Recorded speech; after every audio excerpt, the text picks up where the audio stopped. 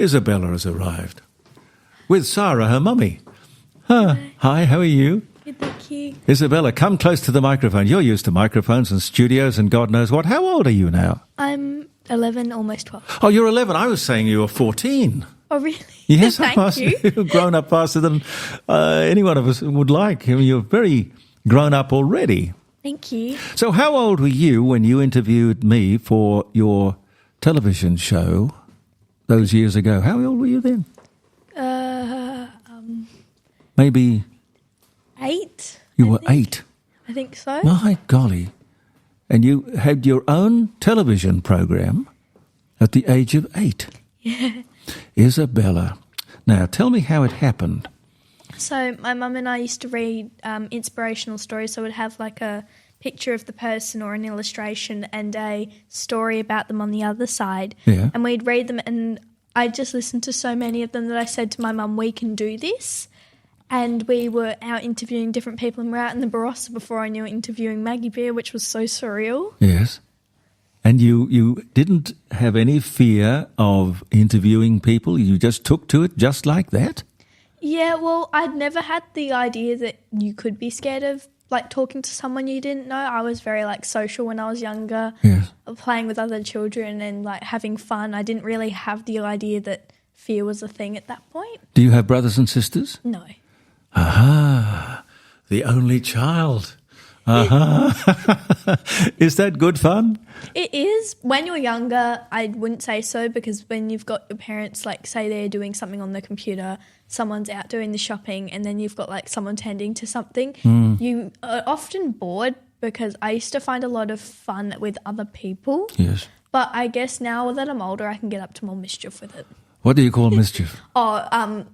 Like if we're going to someone's house or something, we can bring lollies and no one really notices. What class are you in at school? I'm in Year 6.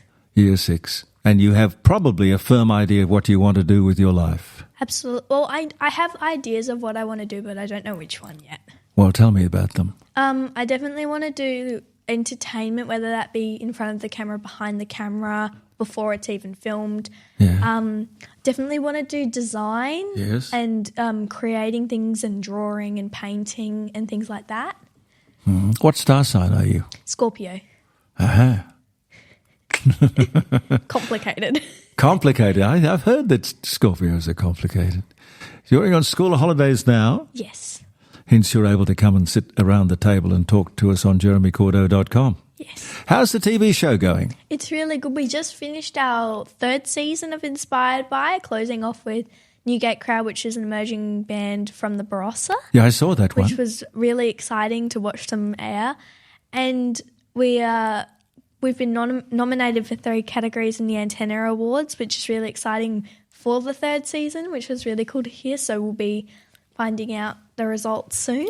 Very hard to get your foot into television in Australia because I don't know what it is. I mean, if I was running a television station, I would have my door wide open, and I would tell my secretary or receptionist, anyone who comes to this station with an idea, I want to talk to him or her.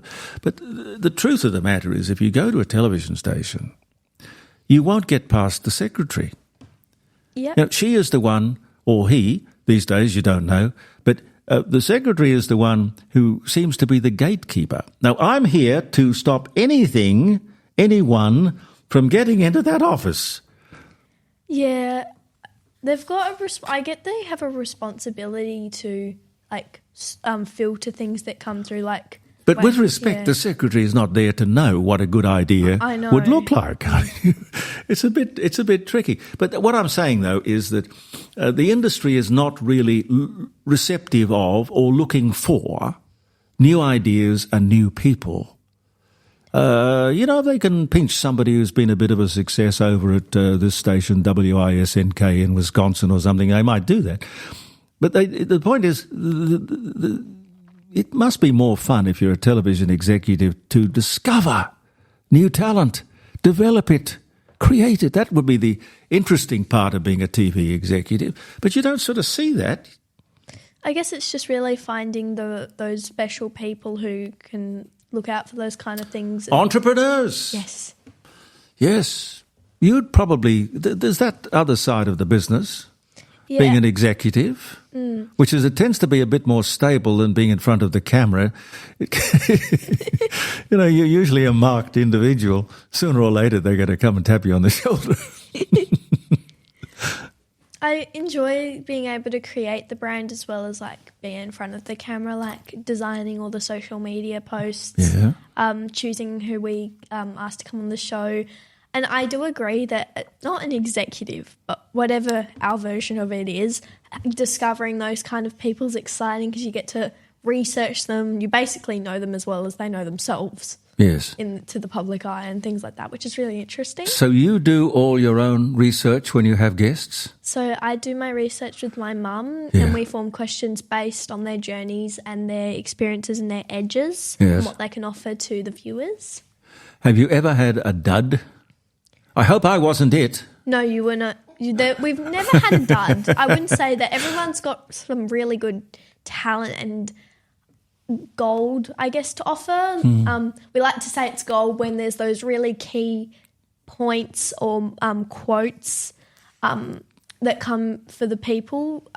It's really great because it has something to offer them, and that's why we do it. We don't do it for just to meet cool people. We do it to share their stories with other people, and that's why we do it.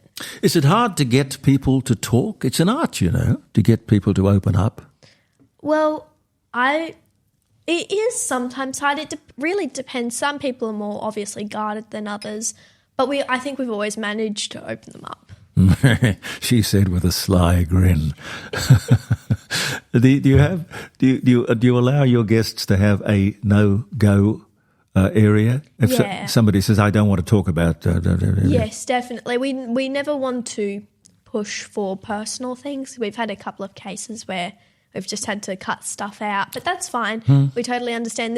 It's because even if we cut that out, it's not getting rid of any content. It's just for their own like comfort to know that that's not in there. But I think it doesn't affect the quality whether you have it in there or not. No. And you're really 11? Yes. Wow. Do you feel that you've probably grown up too quickly? Well, I was talking to my mum on the way here, and it was like can't remember how many days, but I said to my mum, I've only got this many days of primary school left. That's scary. I remember when I met my best friend in reception. Yeah. I guess no matter how old you are, like even if you're 6, you remember when you were 3 and you remember, oh my gosh, that time's gone quickly. I know. It is scary when you think about the time passing as quickly as that. It's sort of like your life whizzing before you. Talking about people who are difficult, they do stick out in your mind, even perhaps more than the people who are brilliant. I remember I talked to, do you know who Robert Mitchum is? An actor from, I guess, the 40s and 50s, a tough guy. And, that was like pulling teeth. You know, a big name, name in the day. And he would just say, yep, nope, yep, nope. And there was another one I remember, Gordon Lightfoot, who was a very favourite singer of mine. I think a great writer of songs, a great singer, sort of country or folk music. And I don't know, it must have just got him on a bad day, and he just didn't want to talk. And finally I said, look, Gordon, it would have been better for you to simply say, I don't want to do the interview than come on and just be so damn bloody difficult. Yeah. I guess you don't really know what's going on in people's lives. Like, you might research them. Luckily, we've never had this case, but you'll research them, for example, and then you'll meet them on the day and they're not what you expect them to be. But it's not just with entertainment or interviewing, it's just in life. Like, you might see someone, say, pick a celebrity, I don't know, and you know so much about them, you're obsessed with them. You've got posters of them all over your room. And then one day you meet them and they're just mean. Yeah. I've heard of cases where, like, room attendants with celebrities, they go to serve them and they say, that person was horrible. So You really don't know what goes behind the camera. Yes. You're right. Perfectly astute and right. I had this idea, being a fan of Gordon Lightfoot, I had this idea that he would be just the most wonderful person to talk to. So I sort of built it up in my own head. Maybe it was sort of partly my fault. Who had the idea, by the way? You told me how the Inspired By came about. How did you take it from the idea to the TV screen? How did you do that? A lot of my help from my family, because at being 6, I don't know squat. 6? Yeah. A lot of the time you have the idea, but you're not really sure how to execute it. I guess it's very similar to what you want to do when you're older. Like, there's this, a certain number of jobs, accountant, doctor, dentist, all those kind of things. And then you know what you like doing, but you don't necessarily know there's a thing to do with it. You just think, say you don't know what an artist is. I know that sounds ridiculous, but it can still happen. You really love drawing and painting, but your parents say you need a job, but you don't know there's a job that supports what you love doing. I guess it's just really showing people that that's out there for them. Yes, but I can't get my mind around. You come through the door at Channel 44 and you're 6 years old and you say, I have this gee whiz idea called Inspired By and I want to go on air with it. It wasn't quite like that. We first started posting our things on YouTube, and those were the very early interviews that had terrible editing, terrible audio, all those kind of things when you start out. I know what that's like. I've done it in the garage. I know exactly what that's like. And I think, was it our second or first season that went on Channel 34? First. So after, I think we found out about community TV, and then we're like, well, this is perfect. This is for the community, for our local, not necessarily local, but our catchment area. Yes. And we're now airing on Channel 44 Adelaide and Channel 31 Melbourne, which is really great, sharing our stories with the community. You're national. Almost. Yeah, well, two city, Yeah. the twin city, Inspired By. I think that will work. How many episodes have you done? Episodes, that's a good question. I know how many have been in this season. We had 6 episodes, 22 episodes. 22 episodes, right. You fit it in with your schoolwork and the other things that you probably have to do as routine? Yeah, I guess it's just really all about time management. I think it's something you get better at as you get older and more experienced. When you have so many things on, you just have to make the space. You have to. It's not like a choice. So I guess it's a really good thing to learn for when you're older as well. Yeah. Do you when you are interviewing the people, do you script yourself? I can't remember. You have talked to me. I can't remember whether you had a clipboard or something like that you referred to. Yeah. So we don't just write the questions and practice those. We like to learn about the people, because if they bring something up, it's all a conversation, the interview. It's not like you read the clipboard and then you get them to answer. Absolutely. Because that's not entertainment. No. If they say This girl is good. And, here's a good example. Finnegan Kruckemeyer, he's a playwright. And we didn't have I don't think we had any questions about his stand-up comedy, but he said something, and because I'd done the research, I knew, and I said, is that what triggered your stand-up comedy? And that's one of the best questions in the interview, yet it wasn't scripted. No. So I guess you just have to know the person inside out. The wonderful thing, though, is that every interview you do, you learn something more. Definitely. And the trick is, the one thing I suppose in all the years I've been doing it, the one thing that I think is paramount is that you listen. Definitely. If you're so busy reading your clipboard to find out what your next question is, there could have been something that was said that would have led much more wonderfully onto another question. I've seen a lot of those interviews where there was this one interview that we were watching, because we watch other people interviewing the person we're about to interview. Yeah. She was the person, I can't remember if it was a he or a she, but they were reading questions off their phone. Oh, God. Yeah. No. I was watching it, and I'd never seen something like that. I'd seen people reading them off of palm cards, books, all that kind of stuff. You've got to do it from your head and your heart, and listen, and listen, and listen, and listen. there was one episode I remember, which was a salutary lesson, I must tell you. I got an opportunity to appear on the midday show on Channel 9 when Ray Martin was doing it. And I was very happy. I thought, well, my national exposure, this is good. I'll grab this. And that was fine. And they flew me up to Sydney, and I went to the Channel 9 green room. And then a young lady, actually it was her name was Lisa Forrest. She used to be a champion swimmer, an Olympic swimmer. Oh, wow. And she got a job as a production assistant on the midday show. And she came in with a clipboard. Clipboards are very important. They're very handy, especially when you're doing schoolwork. Like, say you're doing practice for your times tables. Yeah, but the clipboard is authority, you see. If you've got a clipboard... Oh, yeah. I know what you're talking about. They walk in, it's sitting on their hip like Judith from Sing. She's like, okay, so you're going to have to leave this property because you haven't, been paying your rent. And she's got the glasses on the tip of her nose. And she's a llama, yet it's so realistic. Yes. Got the clipboard. I know. Anyway, she started to ask me all these questions, and I said, "Lisa, aren't I talking to Ray Martin?" And she said, "Oh, well, yes, but this is what we call the pre-interview." So I ask the questions, and then when you're talking to Ray, he'll have exactly the same questions. And by the way, you are not allowed to deviate your answer. Don't change your answer because you'll muck everything up. Oh, my gosh. My God. I've never heard of something so structured. It's like painting by numbers or some strange thing. And I said to her, well,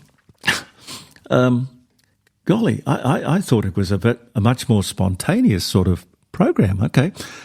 What would happen if in the middle of the interview I reached across and took the clipboard? What would happen? That probably combust, most likely. You would be in serious trouble. And I said, well, I think that Ray would be in serious trouble.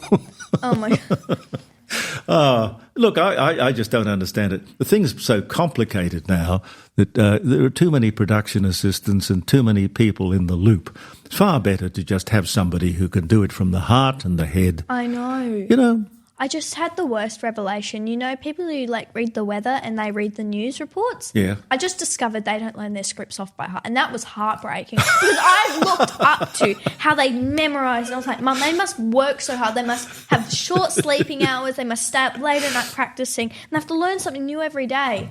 And then I was watching a TV show and the weather girl read off a TV screen. And I was like, wait, you're kidding. No, that's not right.